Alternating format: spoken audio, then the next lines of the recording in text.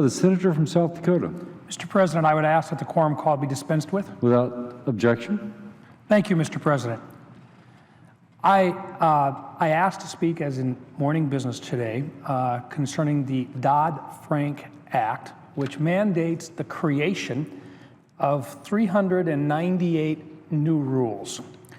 These rules are still in the process of being implemented, but we already have seen capital moving from productive uses to inefficient and unproductive uses as a result of this law.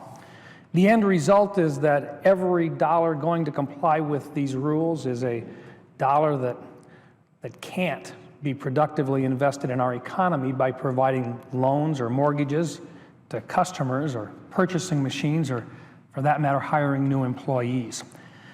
For example, at a recent Senate Banking Committee hearing, the comptroller for Regions Bank testified to us that the bank now employs more compliance employees than actual loan officers. This is not only bad for Regions Bank, it is harmful for our entire economy. Unfortunately, we see examples of overregulation stemming from Washington way too often.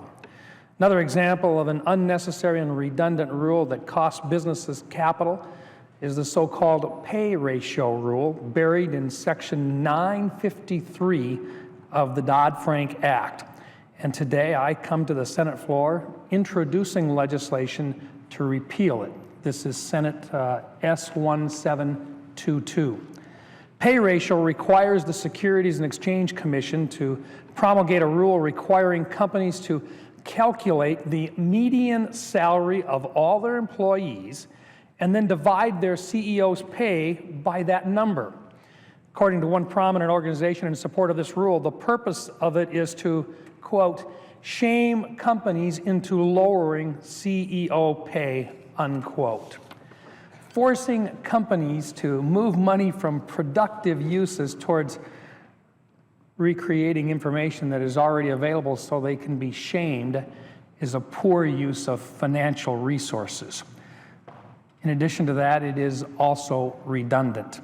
CEO pay is already public. If anyone is interested in finding the salary of the CEO of a public company, that information is easily available thanks to already existing disclosures. Also, both the Bureau of Labor Statistics and private economists already track the average salary for a wide variety of jobs. If you know the salary of a company's CEO and you know what their business does, you can already calculate a company's pay ratio. In fact, labor unions and private websites are already making these calculations. Unfortunately, the result of the pay ratio rule is more than just an academic exercise. According to the SEC, companies will have to spend $73 million per year to comply with this rule.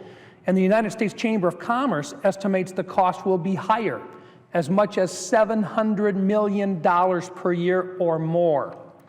If you take those two numbers and split the difference, add them up and divide them, you get $386 million per year as an average or an estimate just to comply with this one single rule. Taking a look at this rule, let's use our own pay ratio test. In 2014, the Bureau of Labor Statistics calculated that the annual mean wage was $47,230. If you divide $386 million, the cost of complying with the pay ratio rule, by $47,230, the mean average wage for workers, you get the number 8,172. That means, on average, you could pay 8,172 people their full salary for the amount of money it takes to comply with the pay ratio rule.